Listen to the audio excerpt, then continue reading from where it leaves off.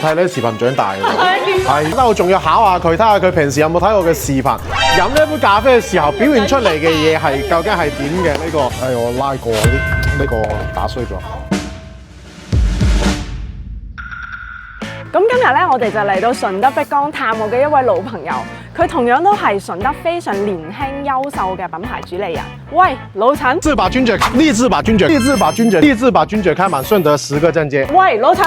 喂 ，Hello，思思。睇你啲視頻長大嘅，係。你嚟介紹一下啦。因為佢呢度咧係屬於佛山市嘅一個400幾年市級嘅一個文物保護單位嚟嘅。政府就要求我哋全部都唔可以破壞到佢原始嘅一個結構。簡單嚟講，喺一個屋入邊再做一個屋，就想打造成年輕同埋比較舊式嘅一個碰撞。所以成個感覺佢會超啲咯。咁點解政府會揾到你哋咧？可能好多人會覺得我哋係賣咖啡嘅，但係其實我哋更多嘅係想推廣文旅。政府會想加入一啲比較年輕化嘅一啲元素，就用咖啡呢一個品類。其實我哋作為老品牌，都係好需要向老陳你哋呢啲年輕品牌人去學習。反而係漁村俾咗我啟發，而唔係我啟發你。哇！呢個服務同埋呢一個體驗，我覺得係最好嘅一間店。去廁所嗰個阿叔嘅服務態度，我覺得都做得好。喺呢啲點上面咧，漁村都係好執着。冇錯冇錯，呢個我認可啊，非常認可嘅一件事。咁老陳有冇話你會幫客人咧做一啲特調？有啲粉絲如果見到我都會話啊，老陳，我想飲你做嘅咖啡喎，可唔可以？其實可以嘅，可以試下我哋嘅特調。好啊。嘅。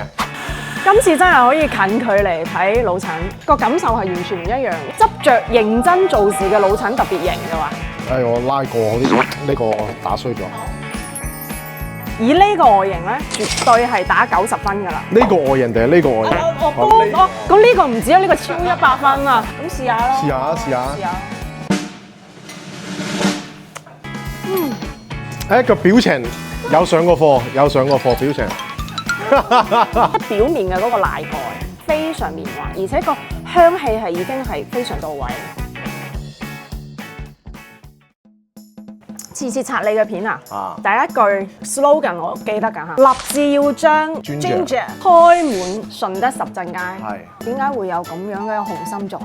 本身咧純粹就係一個 slogan 嚟嘅，變咗就真係要將呢一個嘢去實現。因為我記得當時第一個粉絲見到我嘅時候，我認得你啊，你就係嗰個立志把君爵開滿10個鎮街嘅。喂，而家開到第幾間啦？所以就越搞就越多，越搞越多，搞到今日就已經有第7間店啦。喺你嘅角度嚟睇，點解而家越嚟越多年輕人，即係佢係唔中意去啲尋常嘅店啦，而係要捐窿捐罅？其實你有冇發現，可能會唔會係順德人本身順德餐飲上邊反而係窿窿罅罅嘅地方，會最多人去嘅？而家咖啡係迭代緊，走緊順德餐飲嘅一條路。咖啡同美食都係呢個道理，本身個產品係做得好嘅，呢個品牌同埋成個環境，大家係喜愛嘅。其實大家唔去 care 話，佢究竟喺邊度？而家年輕人去消費唔係唔睇你嘅出品，其實出品好唔好已經係一個餐飲嘅一個標準嚟嘅。我覺得更主要嘅係一個你嘅體驗。係啊。嗱，試下我哋嘅第一杯。好燃燒嘅感覺啊！你飲嘅時候你就要先聞下，咁咖啡竟然可以飲到有燒木頭嘅一個味道。你睇喺咁樣嘅環境之下，飄住煙嘅一杯咖啡，儀式感已經好濃。老陳話佢最中意嘅 growth 嗰個紫蘇嘅香氣。同埋嗰個咖啡嘅融合，好奇妙啊！我哋會有春夏秋冬菜單咁樣去不斷去更新咯。唔單止不時不食，仲不時不飲。係咪又同順德菜有啲似啦？啊！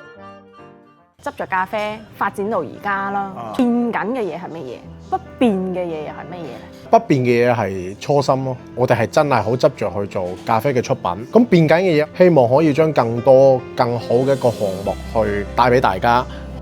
其實今日同老陳傾完之後呢，我哋都會覺得品牌年輕化，佢必然係而家嘅一個趨勢。無論係年輕品牌啦，定係好似漁村呢啲老字號品牌啦，其實我哋都係需要不斷咁樣去推陳出新、兼收並蓄嘅一個狀態之下呢，去令到我哋嘅品牌嘅延續性真正係能夠穿越週期，成為沉澱到落嚟嘅一個品牌。